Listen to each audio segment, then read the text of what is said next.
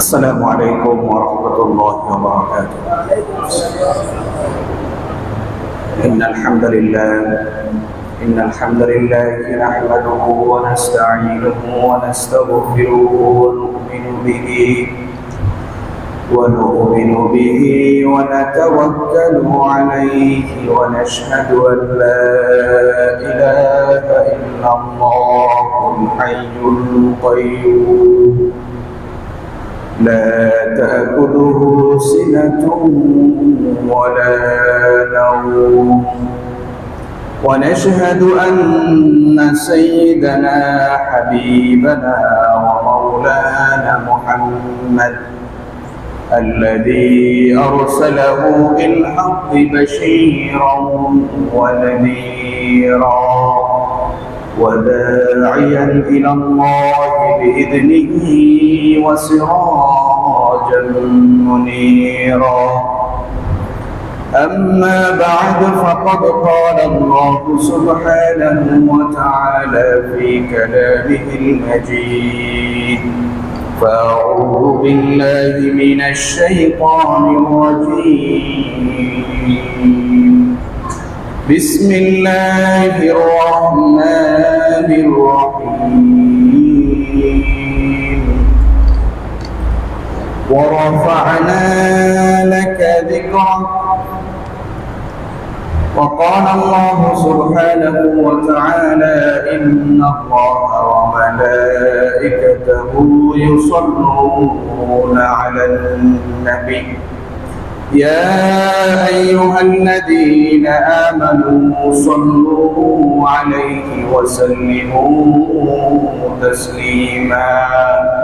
اللهم صل على محمد وعلى آل محمد كما صليت على إبراهيم وعلى آل إبراهيم إنك حميد مجيد.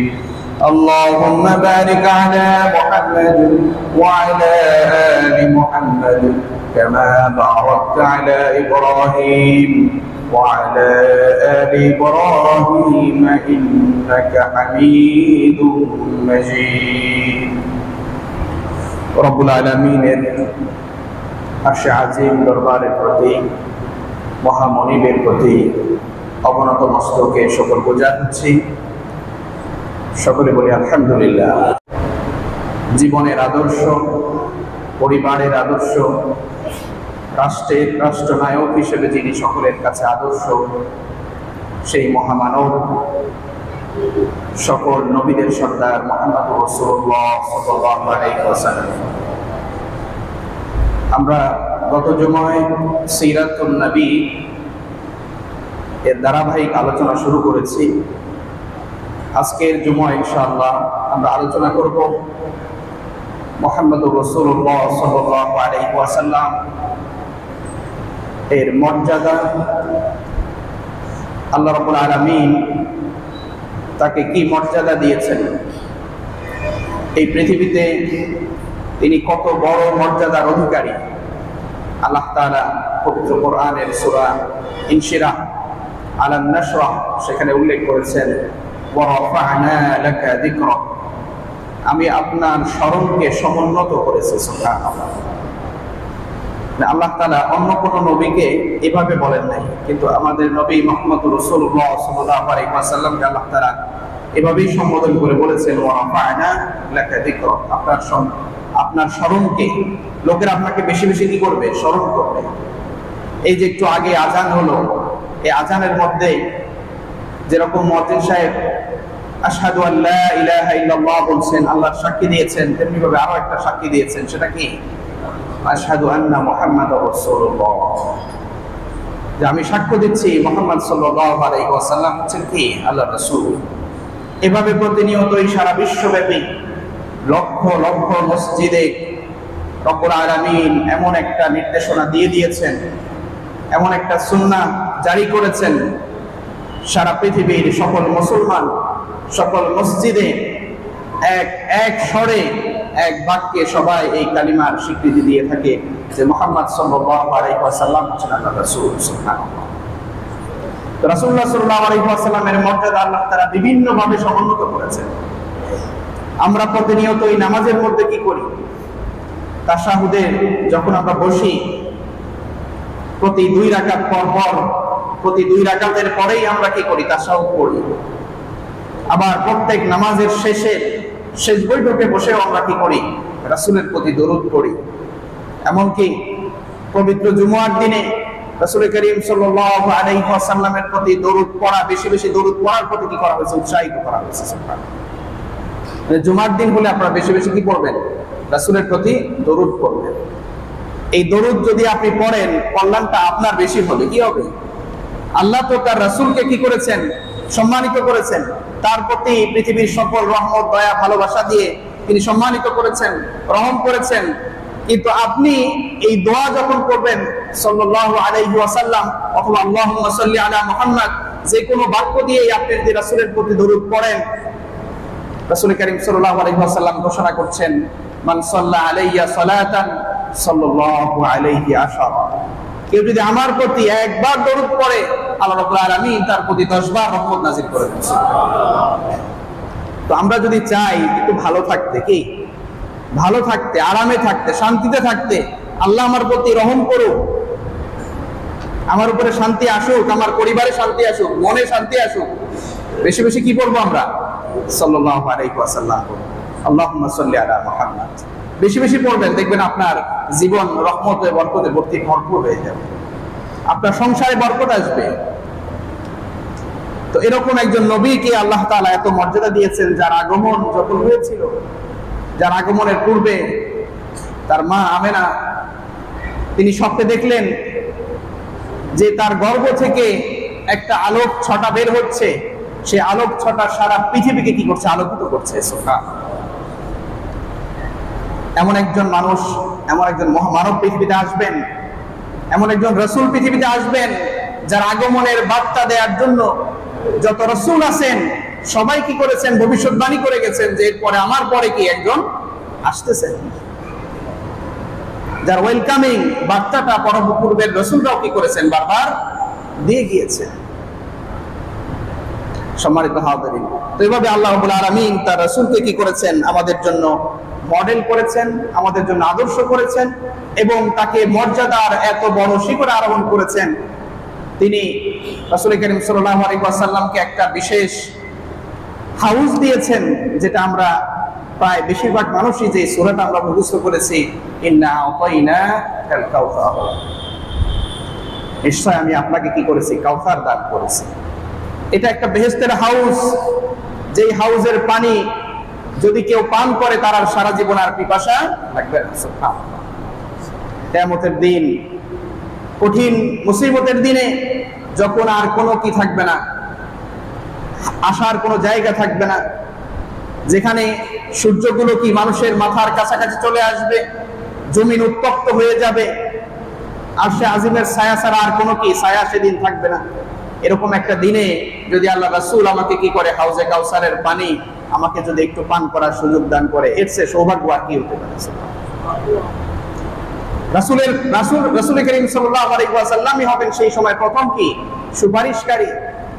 তিনি ছাড়া আর কেউ তার উম্মতকে প্রথম সুপারিশ করতে পারবেন না, এবং তার সুপারিশে কি করা হবে? কবুল করা। সুবহানাল্লাহ। এবং এই রাসূলের আনুগত্য করাকে সন্দেহাতীত ভাবে, তার প্রত্যেকটা কথা, প্রত্যেকটা কাজ আমাদেরকে সন্দেহাতীত ভাবে গ্রহণ করে নেওয়ার জন্য রব্বুল আলামিন নির্দেশ দিয়েছেন। তিনি বলেছেন, মা আতাকুমুর রাসূলু ফাখুযুহু ওয়া মা নাহাকুম আনহু ফান্তাহু। আমার রাসূল তোমাদের কাছে যা নিয়ে এসেছে, রাসূল তোমাদের কাছে যা নিয়ে এসেছে তোমরা সেটা কি করো? গ্রহণ করো। তোমাদের যেগুলো ছেড়ে দিতে বলেছেন, যেগুলো ত্যাগ করতে বলছেন, এগুলো তোমরা ছেড়ে দাও। রাসূলের প্রত্যেকটা কথা কে আল্লাহ তাআলা ওহী হিসেবে স্বীকৃতি দিয়েছেন। তিনি বলছেন, ওয়া মা ইয়াতিকু আনিল হাওয়া ইন হুয়া ইল্লা ওয়াহয়ুন ইউহা। অন্য কোন নবীর বেলায় আল্লাহ তাআলা এটা বলেন নাই যে এই নবীর প্রত্যেকটা কথাই কি ওহী। যদিও নবীরা আল্লাহর ওহী কি করেন বলেন, কিন্তু আমাদের নবী মুহাম্মদুর রাসূলুল্লাহ সাল্লাল্লাহু আলাইহি ওয়াসাল্লাম তার এই দীর্ঘ জীবনের 63 বছরের হায়াতের যত কথা বলেছেন সমস্ত কথাকে আল্লাহ তাআলা ওহী হিসেবে কি করেছেন, স্বীকৃতি দিয়েছেন। মানে এগুলো তিনি নিজ থেকে বলেন না। আল্লাহ তাআলা বলছেন ওমা ইয়ানতিকু আনিল হাওয়া ইন হুয়া ইল্লা ওয়াহয়ু ইউহা। আল্লাহ তাআলা বলছেন যে তোমরা যে কথাগুলো বলো এই তোমাদের কথার মতো কথা তিনি বলেন। আমরা কথা বলি আমাদের মনে যেটা চাই সেটা আমরা বলে ফেলি। বন্ধুর সামনে দাঁড়াইলে একরকম কথা বলি, স্ত্রীর সামনে দাঁড়াইলে আর এক রকম বলি, ব্যবসার মাঠে গিয়ে আর এক রকম বলি, বিভিন্ন রকমের কথা বলি। আমাদের মনে যেটা চাই সেটাই আমরা বলার চেষ্টা করি, কিন্তু আমাদের নবী এরকম বলেন না। ইন হুয়া ইল্লা ওয়াহয়ুহা, তিনি যেগুলো বলেন সেগুলো আল্লাহ রাব্বুল আলামিনের পক্ষ থেকে কি ওয়াহী। সুবহানাল্লাহ। এরকম একজন নবী কি আমরা পেয়েছি। সম্মানিত হাজিরিন, আল্লাহ তাআলা বলছেন সূরা নিসার 113 নম্বর আয়াতে, ওয়া কানা ফাদলুল্লাহি আলাইকা আসীমা। আল্লাহ তাআলা আপনার উপরে মহা অনুগ্রহ করেছেন। সুবহানাল্লাহ। আযীম, বিশাল অনুগ্রহ করেছেন, আপনার প্রতি এত অনুগ্রহ করেছেন যে এরকম অনুগ্রহ পৃথিবীর আর কাউকে করা হয়নি। ওমা আরসালনাকা ইল্লা রাহমাতাল লিল আলামিন। আল্লাহ তাআলা বলছেন আপনাকে এই গোটা বিশ্ব জগতের জন্য রহমত হিসেবে প্রেরণ করা হয়েছে। এই পৃথিবীতে আল্লাহ তাআলা কোন মানুষের প্রতি এত বেশি ভালোবাসা কি, পৃথিবীর এই সারা বিশ্বের মানুষ কোন ব্যক্তির প্রতি এত ভালোবাসা রাখেন না যতটুকু ভালোবাসা আছে আমাদের নবী মুহাম্মদুর রাসূলুল্লাহ সাল্লাল্লাহু আলাইহি ওয়াসাল্লাম। আমরা যদি দেখি বর্তমানে অনলাইনের যুগে আমরা দেখি বহু মানুষের বহু ফ্যান ফলোয়ার আছে না? আছে, মিলিয়ন মিলিয়ন ফ্যান ফলোয়ার আছে, অনুসারী আছে, সাবস্ক্রাইবার আছে, মিলিয়ন মিলিয়ন বিলিয়ন পার হয়ে গেছে, এরকম আছে না? এই লোকটা যদি মারা যায়, মারা যাওয়ার পরে 50 বছর পরে তার কথা আর কেউ মনে রাখে? মনে রাখে। আজ থেকে 1400 বছর আগে যখন কোনো অনলাইনের সিটে কোটাও ছিল না, অনলাইন যে আসবে, ইউটিউব, ফেসবুক এগুলো যে আসবে, এগুলো কখনো ওই সময় মানুষ কল্পনাও করতে পারে নাই। আজ থেকে 1400 বছর আগে মুহাম্মদুর রাসূলুল্লাহ সাল্লাল্লাহু আলাইহি ওয়াসাল্লাম এমন একটা তার চারিত্রের মাধুর্য ছড়িয়ে গিয়েছেন, তার আদর্শ এমন ভাবে ছড়িয়ে দিয়েছেন, তার চিন্তা চেতনা তার কর্ম এমন ভাবে ছড়িয়ে দিয়েছেন যে তার ফ্যান ফলোয়ার লক্ষ নয় কোটি কোটি ছাড়িয়ে সারা কি পরিমাণ যে হয়ে গেছে এটা মানুষের স্বাভাবিকভাবে হিসাব করার কি নেই, সুযোগ কেউ গুণে শেষ করতে পারবে না যে কি পরিমাণ তার ফলোয়ার আছে, কি পরিমাণ তার প্রতি ভালোবাসা মানুষের রয়েছে। তার প্রতি যখন কোনো কটূক্তি করা হয়, তাকে অবমাননা করে যখন কোনো বক্তব্য দেয়া হয়, তাকে যখন কোনো গালি দেয়া হয়, সারা বিশ্বের মুসলমানরা তাদের ভালোবাসার বিস্ফোরণ ঘটায়। তারা সারা পৃথিবীব্যাপী কি করে, তারা সেই নিন্দা প্রতিবাদের কি ঝড় তুলে ফেলে। অর্থাৎ কেউ অবমাননা করতে চাইলে রাসূলের সম্মান আরো কি বেড়ে যায়। সুবহানাল্লাহ। তো সুতরাং যারা রাসূলকে অবমাননা করে তারা আসলে ভুল করে। তারা কি করে, তাদের নিয়তটা, তাদের উদ্দেশ্য বা তাদের কর্মনীতি ঠিক নয়। রাসূলের অবমাননা এইভাবে করা যায় না, বরং রাসূলের অবমাননা যদি কেউ করে রাসূলের শান মান আরো কি হয়ে যায়, বেড়ে যায়। মুসলমানদের ঈমান বেড়ে যায়, রাসূলের প্রতি ভালোবাসা মহব্বত এগুলো কি হয়ে যায়, আরো বেড়ে যায়। সুতরাং এই সমস্ত অসৎ কাজ করে কি নাই লাভ। রাসূলের প্রতি অবমাননা করেছিল কে? আবু লাহাব। কি করেছিল আবু লাহাব? রাসূল করিম সাল্লাল্লাহু আলাইহি ওয়াসাল্লাম যখন মক্কার লোকদেরকে জড়ো করে দাওয়াত দিলেন, তিনি যখন তাওহীদের দাওয়াত দিলেন, তার রিসালাতের দাওয়াত দিলেন, তখন আবু লাহাব তার চাচা, আপন চাচা, কি আপন চাচা, সে বলেছে তাব্বান লাকা ইয়া মুহাম্মদ, এ মুহাম্মদ তুমি ধ্বংস হয়ে যাও। নাউযুবিল্লাহি মিন যালিক। রাসূলুল্লাহ সাল্লাল্লাহু আলাইহি ওয়াসাল্লাম এত অমায়িক, এত বিনয়ী মানুষ ছিলেন, তার এরকম একটা এরকম একটা বদদোয়ায় বা এমন একটা অভিশাপে তিনি তার প্রত্যুত্তরে কোনো শব্দ বলেছেন, কোনো তাকে গালি দিয়েছেন, অথবা তাকে শক্ত করে কিছু বলেছেন, অথবা তার প্রতি ক্ষোভ প্রকাশ করেছেন, এরকম কোন হাদিস দ্বারা এরকম কোনো কিছু পাওয়া যায় না। সুবহানাল্লাহ। কিন্তু আল্লাহ তাআলার এটা সহ্য হয় নাই। আল্লাহ তাআলা কি হয় নাই, আবু লাহাবের এই কথাটা আল্লাহ রাব্বুল আলামিনের ভালো লাগে নাই। আবু লাহাবকে ধিক্কার দেওয়ার জন্য আল্লাহ তাআলা সূরা নাজিল করলেন, তাব্বাত ইয়াদা আবি লাহাবি ওয়া তাব। আবু লাহাবের দুই হাত, আবু লাহাব বলেছিল তুমি ধ্বংস হয়ে যাও, এবার বলেছিল। আল্লাহ তাআলা আয়াতে বলে দিলেন তোমার এই দুই হাত ধ্বংস হয়ে যাক, তুমি নিজেও ধ্বংস হয়ে যাও। এভাবে আল্লাহ তাআলা কি করলেন, সূরা নাজিল করে দিলেন। এখন সেই সূরা আমরা প্রতিদিন নামাজে কি পড়ি। আবু লাহাবের ধ্বংস সারা বিশ্বের মুসলমান কি করে, সবসময় কামনা করে। সে আবুল আহাব ধ্বংস হয়ে গেছে। আবুল আহাবের সন্তান ছেলে, তার সাথে রাসূল করিম সাল্লাল্লাহু আলাইহি ওয়াসাল্লামের একজন কন্যার বিবাহ হয়েছিল, উম্মে কুলসুম বিবাহ হয়েছে। তো রাসূল করিম সাল্লাল্লাহু আলাইহি ওয়াসাল্লামের নবুয়তের আগের ঘটনা এটা। নবুয়ত যখন ঘোষণা দিলেন তখন সেই আবুল আহাবের ছেলে কি করলো, তার সন্তানকে কি করে দিল, রাসূল করিম সাল্লাল্লাহু আলাইহি ওয়াসাল্লামের সেই মেয়েকে, তার স্ত্রীকে কি করে দিল, তালাক দিয়ে দিল। নাউযুবিল্লাহ। দেওয়ার পরে সে রাসূল করিম সাল্লাল্লাহু আলাইহি ওয়াসাল্লামকে নিয়ে নানা রকম কটূক্তি, গালিগালাজ, অপবাদ, মিথ্যা ইত্যাদি রটনা করত। রাসূল সাল্লাল্লাহু আলাইহি ওয়াসাল্লাম একটু রাগ করেছিলেন। তিনি রাগ করে শুধু এতটুকু বলেছিলেন, তোমাকে দুনিয়ার উপরে খেয়ে ফেলবে। একবার সিরিয়ার সফরে তিনি গেলেন। যাওয়ার পরে মরুভূমির একটা জায়গায় যখন তারা তাঁবু খাটিয়ে বিশ্রাম নিচ্ছিল, আবুল আহাবের ছেলেও ঘুমিয়েছিল। একটা মরুর সিংহ সেদিন এসে সবাইকে শুকে শুকে শুকে শুকে চলে গেছে। আবুল আহাবের ছেলেকে ধরে টেনে নিয়ে গেছে এবং তাকে কি করেছে, এভাবে রক্তাক্ত করে, বিভৎস করে তাকে মেরে ফেলেছে। রাসূল করিম সাল্লাল্লাহু আলাইহি ওয়াসাল্লামকে যারা অপমান করে, তাকে যারা অবমাননা করে, তাদের দুনিয়ায় যেরকম লাঞ্ছনা রয়েছে, আখিরাতেও কি রয়েছে, লাঞ্ছনা রয়েছে। সম্মানিত হাজিরিন, রাসূল করিম সাল্লাল্লাহু আলাইহি ওয়াসাল্লাম এত উন্নত চরিত্রের অধিকারী ছিলেন, আল্লাহ তাআলা স্বয়ং নিজে তার চরিত্রের সার্টিফিকেট দিয়েছেন। সুবহানাল্লাহ। তিনি বলেছেন, ওয়া ইন্নাকা লা আলা খুলুকিন আযীম, আপনি মহান চরিত্রের অধিকারী। সুবহানাল্লাহ। উন্নত চরিত্রের অধিকারী আপনার মতো এত চরিত্রবান লোক কি হতেই পারে না। অনেকে রাসূল করিম সাল্লাল্লাহু আলাইহি ওয়াসাল্লামের চরিত্র নিয়ে কি করে, কটাক্ষ করে যে তিনি অনেক বিয়ে করেছেন, নারীর প্রতি তার লালসা ছিল। নাউযুবিল্লাহি মিন যালিক। 23 বছরের যুবক, যেই যুবককে আরবরা যখন তিনি নবুয়ত প্রাপ্ত হন, নবুয়তের প্রচার করেন, তাকে আরবরা প্রস্তাব দিয়েছিল যে এই আরবের ভূমির তুমি যদি তোমার দাওয়াত থেকে ফিরে আসো, তোমার রিসালাত থেকে যদি তুমি ফিরে আসো, তাহলে এই আরবের সবচেয়ে সুন্দরী নারীকে তোমাকে কি করে দেওয়া হবে, বিবাহ দিয়ে দাও। রাসূল করিম সাল্লাল্লাহু আলাইহি ওয়াসাল্লাম সেটাকে ছুঁড়ে মেরেছিলেন। এই সমস্ত প্রস্তাবকে তিনি গ্রহণ করেন নাই।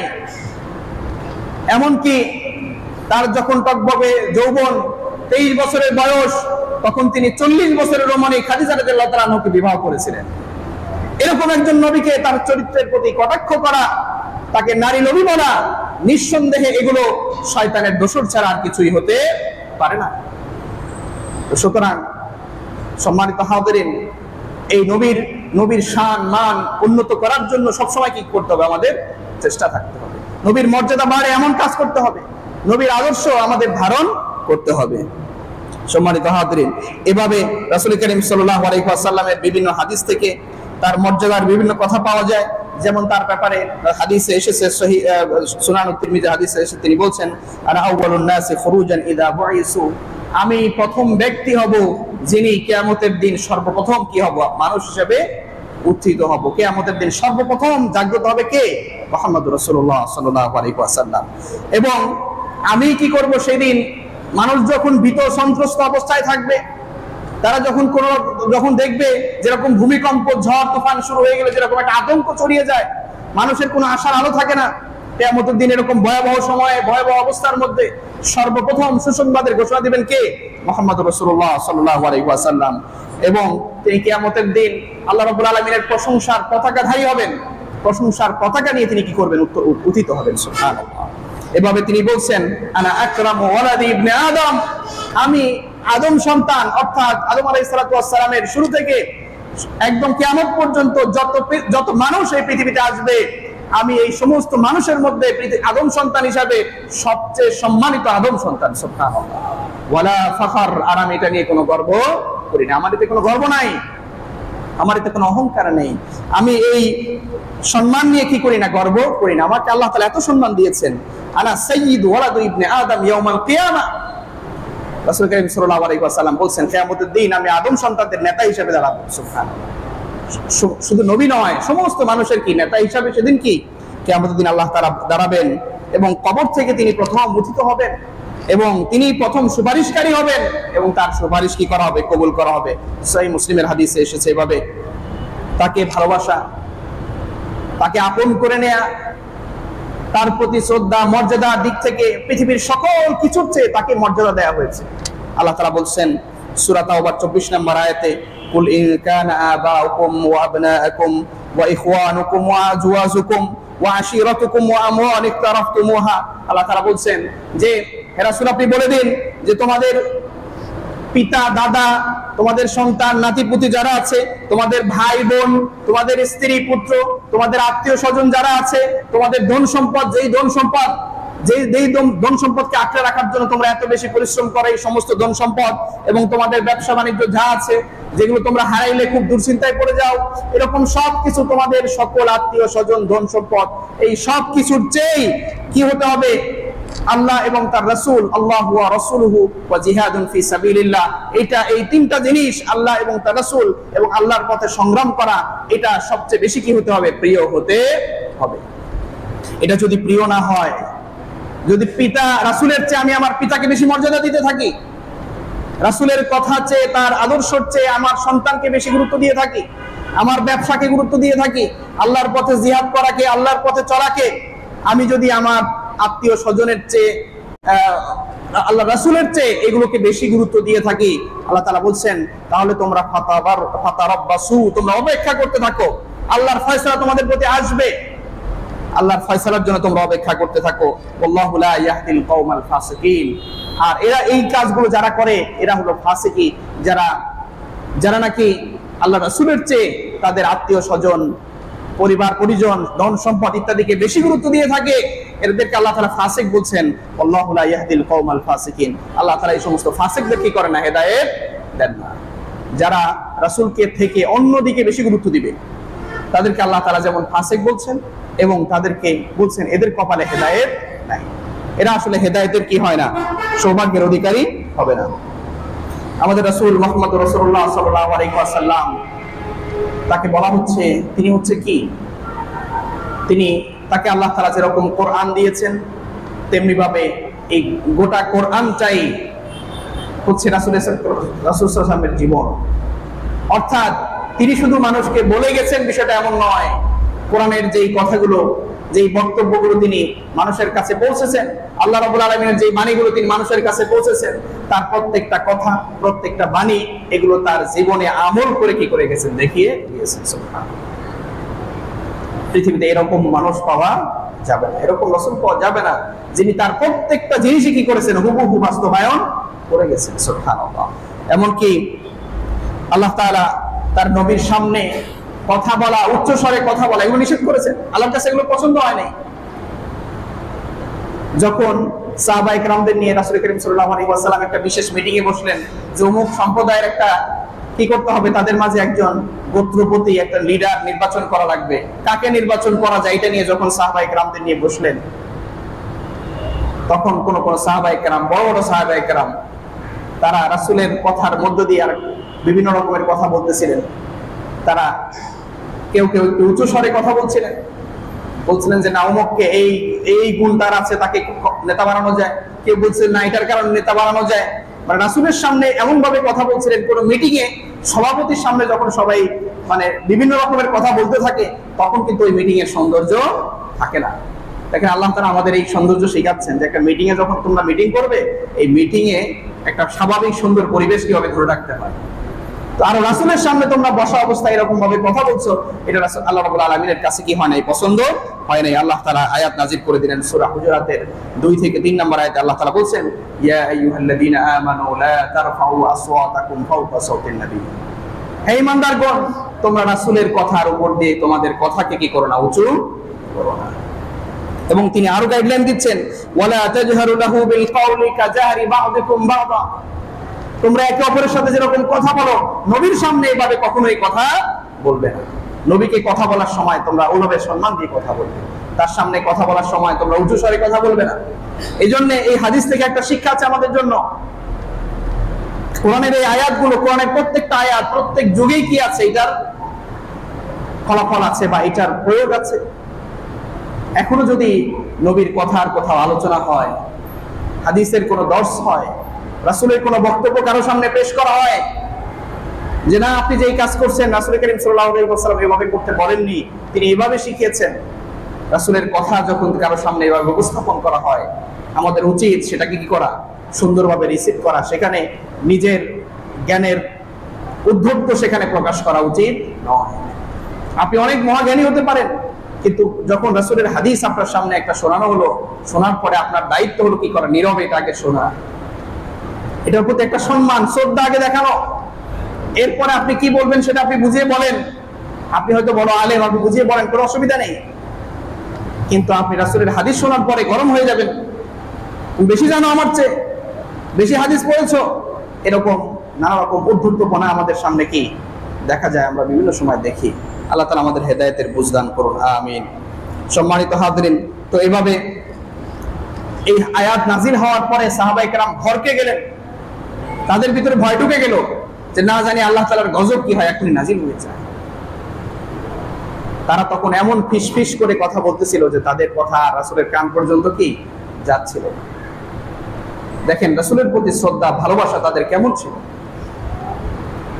আল্লাহর আয়াত শোনার পরে তাদের ভিতরে সাথে সাথে কি হয়ে গেছে? প্রভাব শুরু হয়ে গেছে। ইযা যুকিরাল্লাহু ওয়াজিলাত কুলুবুহুম ওয়া ইযা তুলিয়াত আলাইহিম আয়াতুহু যাদাতুহুম ঈমানা। যখন তাদের সামনে আল্লাহকে স্মরণ করানো হয়, তাদের হৃদয়গুলো কাঁপতে থাকে। তাদের সামনে যখন আয়াত পাঠ করে শোনানো হয়, তাদের ঈমান বৃদ্ধি পায়। সুবহানাল্লাহ।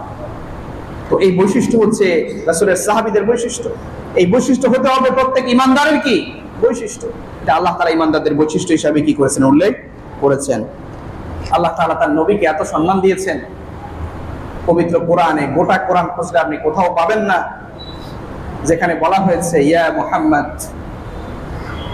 এভাবে কোনো আয়াত, কোনো সূরা আপনি পাবেন না।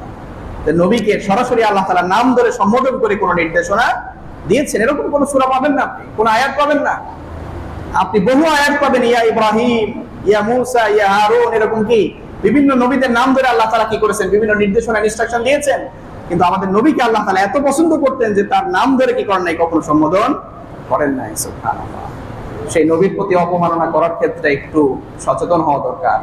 সেই নবীর প্রতি ভালোবাসা থাকার ক্ষেত্রে আমাদের আরেকটু চিন্তা করা দরকার। সেই নবীর প্রতি আমাদের ভালোবাসা কেমন হতে হবে, এই বিষয়টা আরেকটু খেয়াল করা দরকার। আর এই রাসূলকে আল্লাহ তাআলা বলছেন, আল্লাহ তাআলা বলছেন লাকাদ জাআকুম রাসূলুম মিন আনফুসিকুম আসিসুন আলাইহি মা আনিতুম হারিসুন আলাইকুম বিল মুমিনিনা রাউফুর রহিম। সূরা তাওবার 124 নম্বর আয়াতে আল্লাহ তাআলা বলছেন যে তোমাদের মাঝে, তোমাদের মধ্য থেকে এমন একজন রাসূল দেয়া হয়েছে যিনি তোমরা কষ্ট পাইলে তিনি কি পান? কষ্ট পান। সুবহানাল্লাহ। আলাইকুম বিল মুমিনিনা রাউফুর রহিম। মুমিনদের প্রতি তিনি অনেক বেশি দয়াদ্র, অনেক স্নেহশীল। রাউফ, আরবিতে রউফ, বাংলায় আমরা রউফ নাম রাখি অনেকে। রউফ আল্লাহর একটা সিফাত। তিনি মুমিনদের প্রতি খুবই রউফ, স্নেহশীল, দয়াদ্র। তার হৃদয়ে তাদের মুমিনদের প্রতি ভালোবাসা শেষ নাই। সুবহানাল্লাহ। এত ভালোবাসা তার প্রতি, এমনকি তার এই ভালোবাসার প্রতিফলন মাঝে মাঝে এরকমও কখনো হয়েছে যে যুদ্ধের ঘোষণা আসছে, যে এখন যুদ্ধ যেতে হবে। মুনাফিক টাইপের কিছু মুসলমান সেই সময়ও কি ছিল, তারা নানা রকম ওজর আপত্তি কি করেছে, পেশ করেছে যে আমার এই সমস্যা, আমার পরিবারের, আমি না থাকলে আমার পরিবারটা কি চলবে না, আমি না থাকলে আমার এই ব্যবসা এটা শেষ হয়ে যাবে একদম। এরকম নানা রকম ওজর আপত্তি, আমার এই সমস্যা, শারীরিক সমস্যা, এখনো আন্দোলন সংগ্রাম ইত্যাদির ডাক আসলে কিছু মানুষ কি করে, এরকম ওজর আপত্তি পেশ করে। তো সেই সময় কি রাসূলের কাছে করেছিল। করার পরে রাসূল তো দয়ার মানুষ, মুমিনদের প্রতি তার কি দয়ালু। তিনি আব্দুল্লাহ ইবনে উবাইকে জানাজার জন্য যখন ডাকা হয়, তিনি কি করেছেন? সাথে সাথে দৌড় দিয়েছেন। ওমর রাদিয়াল্লাহু আনহু বলছেন আপনি দাঁড়ান, যাবেন না। আপনি কি যাবেন না? একটু দাঁড়ান, এ তো মুনাফিক। আল্লাহ সার্টিফিকেট দিয়েছে, আমরাও জানি সে মুনাফিক, কেন আপনি দৌড়াচ্ছেন? তার জানা যায়। তিনি তারপরেও যাচ্ছেন। আল্লাহ তাআলা ওমর রাদিয়াল্লাহু আনহু সাপোর্টে আয়াত নাযিল করে দিয়েছেন যে আপনি কি করবেন না, এর নামাজে যাবেন না। সুবহানাল্লাহ। আল্লাহ স্বয়ং নিষেধ করে দিয়েছেন। তার এত দয়ালু যে কি মুনাফিকের জানাজায়ও কি তিনি যাচ্ছিলেন, আল্লাহ তাআলা স্বয়ং নিষেধ করে দিয়েছেন আপনি যাবেন না। তো তার দয়া প্রকাশ ঘটেছে। যুদ্ধের জন্য মুসলমানদেরকে যখন আহ্বান করা হলো, কিছু মুনাফিক টাইপের লোক বিভিন্ন ধরনের ওজর আপত্তি পেশ করেছেন। তিনি তখন তাদেরকে কি করলেন যে ঠিক আছে তোমরা থাকো, অসুবিধা নাই, যেহেতু সমস্যা আছে আমরা অন্যদেরকে নিয়ে কি করি, যুদ্ধ করি, জিহাদে যাই। আল্লাহ তাআলা দেখলেন এই যে কাজটা, এটা আসলে সুন্দর হয় নাই। কি হয় নাই? রাসূল সাল্লাল্লাহু আলাইহি ওয়াসাল্লামের এই কাজকে আল্লাহ তাআলা কি করলেন না, একটু সংশোধনী দিলেন। সংশোধনটা কিভাবে দিলেন দেখুন। আল্লাহ তাআলা বলছেন সূরা তাওবার 43 নম্বর আয়াত আল্লাহ তাআলা বলেন আফাল্লাহু আনকা লিমা আযিনতা লাহুম। সুবহানাল্লাহ, সুবহানাল্লাহ পড়ি। আল্লাহ তাআলা ভুলটা সংশোধন করে দিচ্ছেন। এটা বলার সময় আল্লাহ তাআলা বলেন আফাল্লাহু আনকা, আল্লাহ তাআলা আপনাকে মাফ করে দিয়েছেন। আপনি কেন তাদেরকে এরপরে সংশোধন দিচ্ছেন যে আপনি কেন তাদেরকে অনুমতি দিলেন, তাদের এই থেকে যাওয়ার জন্য আপনি কেন অনুমতি দিলেন? তারা গেলে আপনি বুঝতেন যে এরা কি আসলে সত্যবাদী নাকি মিথ্যাবাদী।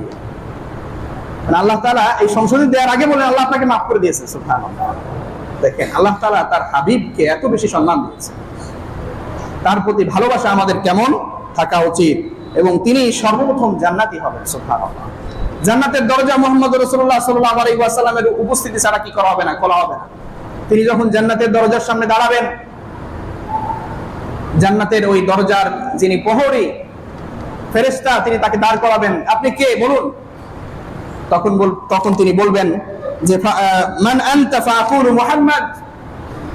যখন জান্নাতের প্রহরী জিজ্ঞেস করবে আপনি কে, তখন তিনি উত্তরে বললেন আনা মুহাম্মদ, আমি কি মুহাম্মদ। সুবহানাল্লাহ।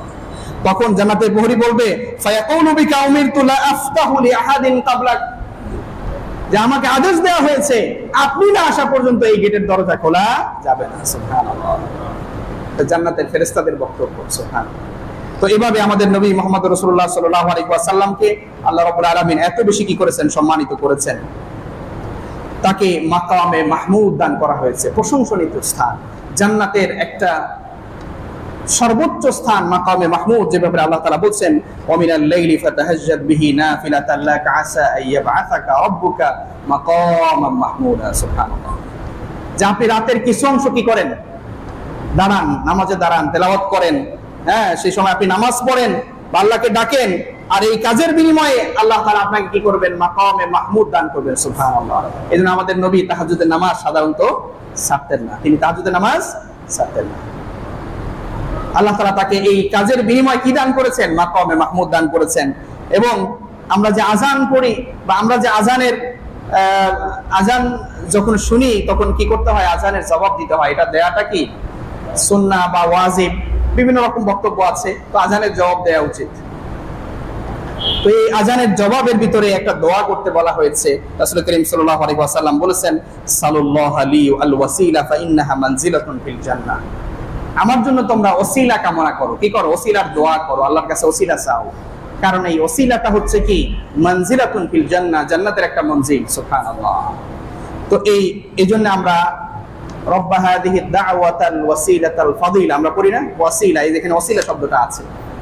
এইজন্য আপনারা কি করবেন, আযান শুনলে বা আযানের জবাব যখন দিবেন, দেওয়ার পরে এই দোয়াটা করবেন, আল্লাহুম্মা রব্বা হাদিহি দাওয়াতিত তাম্মা, হ্যাঁ আছে না, ওয়াসসালাতিল কাইমা ওয়া আতি মুহাম্মাদানিল ওয়াসিলা ওয়া আতি মুহাম্মাদানিল ওয়াসিলা, মানে আপনি দিন কাকে, মুহাম্মদকে ওয়াসিলা। সুবহানাল্লাহ। এই ওয়াসিলা দিন, এই দোয়াটা কি এর ভিতরে আছে। তো সুতরাং এই দোয়া করার জন্য আল্লাহ তাআলা বলেছেন, এবং যে এই দোয়াটা করবে হাল্লাত লাহু শাফাআ, তার জন্য সুপারিশ করা আমার জন্য ওয়াজিব হয়ে যায়। সুবহানাল্লাহ। অর্থাৎ এই দোয়ার ফজিলতটা হচ্ছে এরকম যে আপনি এই ওসিলা যদি কামনা করেন আল্লাহ রাসূলের জন্য, বেশি বেশি পড়বেন, তাহলে কি আল্লাহ রাসূলের শাফায়াত আপনার কপালে নসিব সম্ভাবনা রয়েছে। আলহামদুলিল্লাহ। তো এভাবে রাসূল করিম সাল্লাল্লাহু আলাইহি ওয়াসাল্লাম বলছেন আল্লাহ তাআলা তার নবীদেরকে তো বহু মর্যাদা দিয়েছেন, আল্লাহ নবীরা অনেক মর্যাদার অধিকারী ছিলেন। তো আমাকে সকল নবীর চেয়ে 6টি বিষয়ে আমাকে কি করা হয়েছে, বিশেষ মর্যাদা দেওয়া হয়েছে, যেটা অন্য নবীদেরকে কি করা হয় নাই, দেয়া হয় নাই। সেগুলো কি, আল্লাহ রাসূল বলছেন উতিতু জাওয়ামিউল কালিম, আমাকে জাওয়ামিউল কালিম বানানো হয়েছে। অর্থাৎ আমি ছোট্ট একটা কথার মাধ্যমে অনেক ব্যাখ্যা দিয়ে দিই। সুবহানাল্লাহ। বাক্য ছোট কিন্তু অর্থবহ বাক্য, অনেক অর্থ রয়েছে, অনেক ব্যাখ্যা রয়েছে। এজন্য রাসূলের একটা ছোট ছোট হাদিস, হ্যাঁ আপনি যে আরবাঈনা নববী যেটা রয়েছে 40 হাদিস, এই 40 হাদিসে দেখবেন এরকম বড় বড় ব্যাখ্যা আছে। 40 হাদিসের কি আছে, এরকম বড় বড় সাইজের ব্যাখ্যা গ্রন্থ বাজারে আছে। সরা লিখলে দেখবেন এরকম শত শত সরা বের হয়ে গেছে। ইমাম নববীর 40 হাদিস আছে। ইমাম নববী রাহিমাহুল্লাহ রাসূলের 40টা হাদিস বাছাই করেছেন, সেই বাছাই করে একটা কিতাব রচনা করেছেন। সেই কিতাবের ব্যাখ্যাই এরকম বড় বড়। তার মানে রাসূলের ছোট ছোট কথা অনেক বড় বড় কি অর্থ বহন করে, অনেক বড় ব্যাখ্যার দাবি রাখে। তো এই জন্য তাকে বলা হয়েছে জাওয়ামিউল কালিম। দ্বিতীয়ত হচ্ছে নুসিরতু বির-রু'বি, শত্রুর অন্তরে আমার কি ভয় দিয়ে তার উপরে প্রভাব বিস্তার করা হয়েছে, মানে আমাকে দেখলে শত্রুরা ভয় পেয়ে যায়। শত্রুরা আমাকে আক্রমণ করতে আসছে, সেই হয়ে যায়, ভীত সন্তুষ্ট হয়ে যায়। রাসূল করিম সাল্লাল্লাহু আলাইহি ওয়াসাল্লামকে আক্রমণ করতে আসছেন। রাসূল সাল্লাল্লাহু আলাইহি ওয়াসাল্লাম শুয়ে আছেন, গাছের নিচে ঘুমিয়ে আছেন। একজন মুশরিক অথবা কাফের সে আসছে, এসে তরবারি হাতে নিচ্ছে, নিয়ে বলছে যে আমি কি আপনাকে এখনই হত্যা করে ফেলবো, আপনার থেকে আমাকে কে রক্ষা করবে? রাসূল করিম সাল্লাল্লাহু আলাইহি ওয়াসাল্লাম তার আস্থার জায়গা থেকে বললেন, আমার কি আল্লাহ রাব্বুল আলামিন আমাকে রক্ষা করবেন। সুবহানাল্লাহ। এটা বলার সাথে সাথে তার তরবারি কি হয়ে গেছে, সেখান থেকে পড়ে গেছে। সুবহানাল্লাহ। এরকম তার প্রতি একটা বিশেষ ভয় শত্রুর মনে কি ঢুকিয়ে দিয়েছেন। এরপরে তৃতীয় নাম্বার হচ্ছে উহিল্লাত লিল গানাইম, আমাকে গনিমত আমার জন্য কি হালাল করে দেয়া হয়েছে, যে গনিমতের সম্পদ এটা আমি নিতে পারবো। ওয়া জুইলাত লিল আরদু তাহুরান ওয়া মাসজিদান, এবং এই গোটা পৃথিবীর সমস্ত জায়গাকে আমার জন্য মসজিদ হিসেবে মর্যাদা দেয়া হয়েছে। সুবহানাল্লাহ। অর্থাৎ আমি এবং আমার উম্মতেরা পৃথিবীর যে কোনো জায়গায় কি করতে পারবে, সালাত আদায় করতে পারবে। সুবহানাল্লাহ। খ্রিস্টানদের প্রার্থনা করতে হলে কোথায় যেতে হয়? গির্জায় যেতে হয়। মন্দিরে, হিন্দুদের প্রার্থনা করার জন্য মন্দিরে যেতে হয়। কিন্তু আমাদের প্রার্থনা করার জন্য নির্দিষ্ট কোনো জায়গায় যাওয়াটা জরুরি নয়। যেখানে আমি আছি সেখানেই কি করা যাবে, নামাজ পড়া যাবে। জামাতে পড়াটা তো ওয়াজিব, অথবা আমরা এটা পড়বো, কিন্তু যে কোনো জায়গায় আমি থাকি না কেন সেখানেই নামাজ পড়ার কি আছে, সুযোগ আছে। এই জন্য পৃথিবীর সমস্ত পৃথিবীটাকে কি এটাকে পবিত্র এবং তার জন্য মসজিদ হিসেবে ঘোষণা করা হয়েছে। ওয়া উরসিলতু ইলাল খালকি কাফা, পঞ্চম নাম্বার হচ্ছে আমাকে সমগ্র মানব সৃষ্টি জগতের জন্য রাসূল হিসেবে প্রেরণ করা হয়েছে। সুবহানাল্লাহ।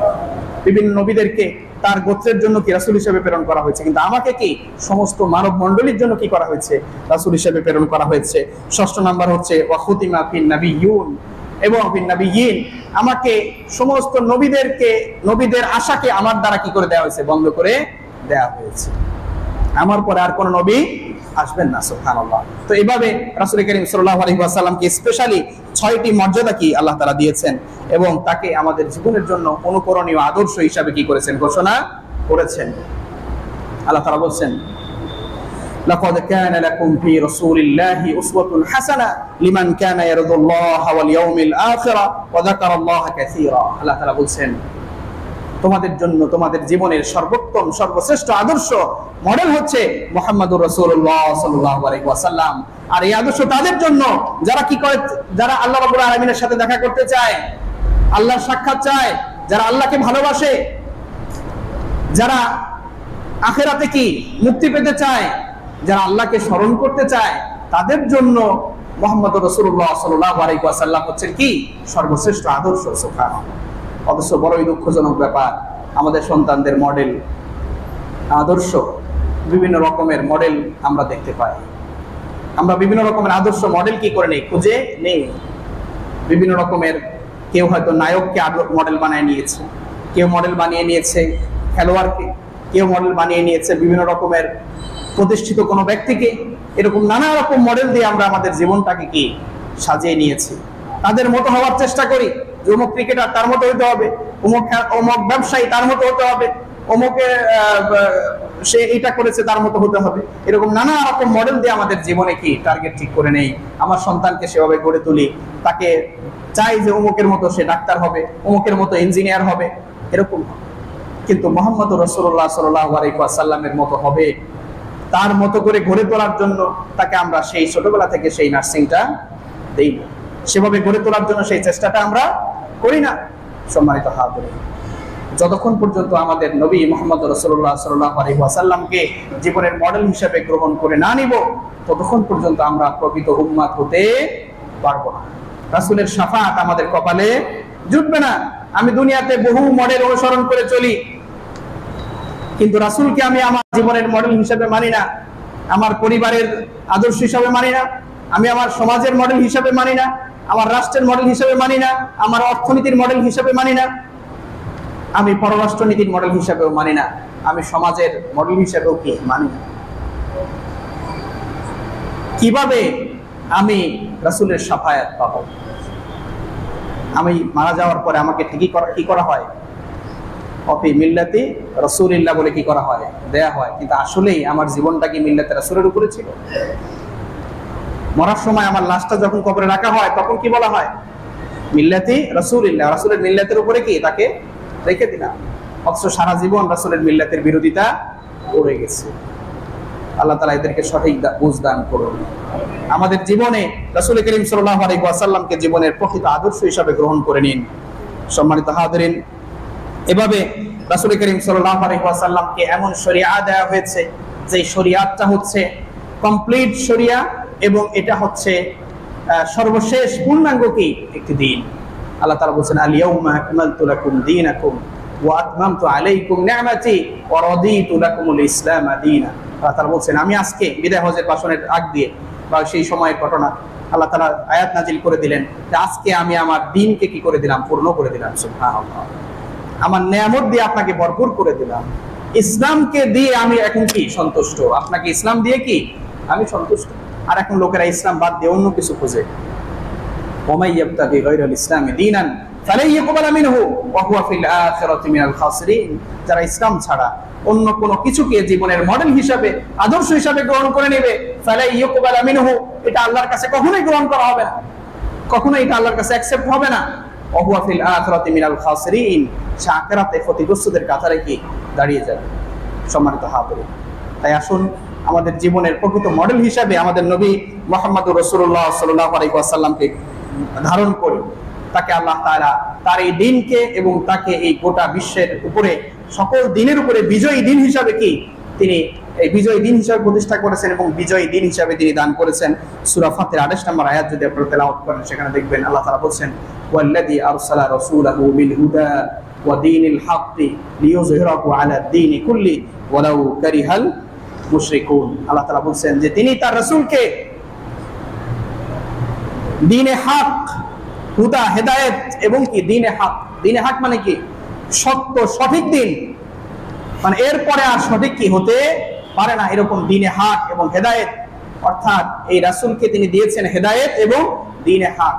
লিইয়ুযহিরাহু আলা দীনি কুল্লিহি, তিনি এই সমস্ত দিনের উপরে তৎকালীন সময়ে তিনি কি সকল দিনের উপরে এই দিনকে বিজয়ী করে তিনি কি দেখিয়ে গিয়েছেন। সুবহানাল্লাহ, ওয়ালাউ কারিহাল কাফিরুন ওয়ালাউ কারিহাল মুশরিকুন, যদিও সেটা কাফেররা অপছন্দ করুক, যদিও সেটা মুশরিকরা কি করুক, অপছন্দ করুক না কেন, আল্লাহ তাআলা এই দিনকে, দিন ইসলামকে কি করেছেন ওই সময়ে কি বিজয়ী মতাদর্শ হিসেবে প্রতিষ্ঠা করে দিয়ে গেছেন। সুবহানাল্লাহ, আমাদের দিন এটা প্রতিষ্ঠিত দিন, আমরা এই প্রতিষ্ঠাটা ধরে রাখতে হবে। আমাদের পরিবারে এটাকে কি করতে হবে, প্রতিষ্ঠা করতে হবে। দিন প্রতিষ্ঠিত, আমাদের দিন কি প্রতিষ্ঠিত, এটা বলার দরকার নেই আমি দিন প্রতিষ্ঠা করছি, বিষয়টা এমন নয়। আমি দিনের পথে চলতে হবে, আমাকে সেই প্রতিষ্ঠিত দিনের পথে আমাকে চলতে হবে এবং সেই পথে আনার জন্য মানুষকে কি করতে হবে, আহ্বান করতে হবে। আমাদের দিন প্রতিষ্ঠিত আলহামদুলিল্লাহ, এবং এটা আল্লাহ রাব্বুল আলামিনের সার্টিফাইড কৃত। সম্মানিত হাজিরিন, অতএব আমাদের নবী মুহাম্মদ রাসূলুল্লাহ সাল্লাল্লাহু আলাইহি ওয়াসাল্লামকে আমরা দীর্ঘ খুতবার মোটামুটি জানতে পারলাম যে আল্লাহ তাআলা অনেক বেশি বিভিন্ন ভাবে আল্লাহ তাআলা আমাদের নবীকে কি করেছেন, সম্মানিত করেছেন, মর্যাদার আসনে আরোহণ করেছেন, তাকে মানুষের আদর্শ হিসাবে প্রেরণ করেছেন। সুতরাং এই নবীকে আমরা আমাদের সর্বোচ্চ সম্মান দেওয়ার কি করব, চেষ্টা করব, সম্মান দিব, এবং যারা আমাদের নবীকে অপমান করে তাদেরকে আমরা তাদের জন্য হেদায়েত কামনা করি, এবং এই যারা নবীকে কটূক্তি করে, যারা নবীকে গালি দেয়, তাদের ব্যাপারে আল্লাহ তাআলা ঘোষণা করেছেন, ইন্নাল্লাযীনা ইউযুনাল্লাহা ওয়া রাসূলাহু লা'নাহুমুল্লাহু ফিদ দুনিয়া ওয়াল আখিরাহ ওয়া আ'আদ্দা লাহুম আযাবাম মুহিনা। যারা আল্লাহকে, তার নবীকে কষ্ট দেয়, তাদের জন্য আল্লাহ এবং তার রাসূলের লানত, অভিশাপ, তাদের জন্য দুনিয়ায় যেমন লাঞ্ছনা রয়েছে, লাহুম ফিল খিজুন ফিল হায়াতিদ দুনিয়া, দুনিয়ার জীবনে তাদের জন্য কি রয়েছে, লাঞ্ছনা রয়েছে। ওয়া আ'আদাল্লাহু লাহুম আযাবাল আখিরাহ আযাবাম মুহিনা, আল্লাহ তাআলা বলেন তাদের জন্য কি লাঞ্ছনাকর শাস্তির কি রয়েছে, ব্যবস্থা রয়েছে। লাঞ্ছনা করবেন, আল্লাহ তাআলা লাঞ্ছিত করবেন, তাকে দুনিয়ায় লাঞ্ছিত করবেন, আখিরাতেও কি করবেন, লাঞ্ছিত করবেন। এমনকি ইবনে খাত্তাল সে রাসূলকে অবমাননা করে নানা রকম কথা রটিয়ে বেড়াইতো, নানা রকম গালিগালাজ করত, বিভিন্ন রকম আজে বাজে কবিতা রচনা করত। রাসূল করিম সাল্লাল্লাহু আলাইহি ওয়াসাল্লাম যখন ফাতহে মক্কার দিনে সবাইকে মাফ করে দিলেন, কিন্তু ইবনে খাত্তালকে কি করেন নাই, মাফ করেন নাই। সে কাবার গিলাফ ধরে ঝুলেছিল, তারপরেও আল্লাহ রাসূল তাকে কি করেছেন, হত্যার নির্দেশ দিয়েছেন, তাকে হত্যা করে ফেলতে হবে। রাসূল করিম সাল্লাল্লাহু আলাইহি ওয়াসাল্লামের সাহাবী, একজন অন্ধ সাহাবী, তার এক দাসী ছিল। সেই দাসী প্রায় রাসূল করিম সাল্লাল্লাহু আলাইহি ওয়াসাল্লামকে নিয়ে নানা আজে বাজে কটূক্তি করত। নানা রকম কি অবমাননা করত, ঠাট্টা মস্করা করত। অন্ধ সাহাবী রাসূলের সেই দাসীকে বারবার নিষেধ করেছে, তাকে বুঝিয়েছে, কিন্তু সে ওই বুঝ মানে নাই। একদিন রাগ হয়ে ওই দাসীকে কি করেছে, সেই অন্ধ সাহাবীটা কি করে ফেলছে, মেরে ফেলছে। রাসূলের কানে যখন এই সংবাদ আসলেন, তখন তিনি কি করলেন, তার এই যে হত্যা, এই হত্যার শাস্তি কি করে দিলেন, মওকুফ করে দিলেন। সুবহানাল্লাহ। অর্থাৎ এর দ্বারা বোঝা যায় রাসূল করিম সাল্লাল্লাহু আলাইহি ওয়াসাল্লামের অবমাননাকারী, রাসূল সাল্লাল্লাহু আলাইহি ওয়াসাল্লামকে অপমানকারী, লাঞ্ছনাকারী, কটূক্তিকারী, তাদের যদি এটা ইসলামী রাষ্ট্র হতো, তাহলে এই রাষ্ট্রে তার বিধান হতো কি, মৃত্যুদণ্ড। আমরাও চাই এত বড় একটা মুসলিম দেশে, এই দেশে যদি কেউ রাসূলের অবমাননা করে, আমাদের রাষ্ট্রের সংবিধান অথবা আমাদের রাষ্ট্রের যে আইন রয়েছে, সেই আইনের মধ্যে রাসূলের অবমাননাকারীকে সর্বোচ্চ শাস্তি মৃত্যুদণ্ড হিসাবে নির্ধারণ করা হোক। আমরা চাই তাকে সর্বোচ্চ শাস্তির আওতায় কি আনা হোক। এত কোটি মুসলমানের মাঝে, এত সংখ্যাগরিষ্ঠ মুসলমানের মাঝে ধর্মীয় অনুভূতিতে এরকম আঘাত দিবে, তাদের বিরুদ্ধে প্রয়োজনীয় ব্যবস্থা কি নিতে হবে। এই দেশের মানুষের আইন হতে হবে, এই দেশের ধর্মীয়, এই দেশের মানুষের ধর্ম সংস্কৃতি, এগুলোকে সামনে রেখে এগুলোকে প্রায়োরিটি দিয়ে করতে হবে। না হলে এই দেশের মুসলমানরা তাদের প্রকৃত হক কি পাবে না। আল্লাহ তাআলা আমাদের বুঝার তৌফিক দান করুন, আমাদের নবীকে যথাযথ সম্মান এবং মর্যাদা দান করুন, আমিন। আল্লাহ তাআলা আমাদের নবীকে, তার প্রতি শত হাজার হাজার কোটি দরুদ কি তার প্রতি আমরা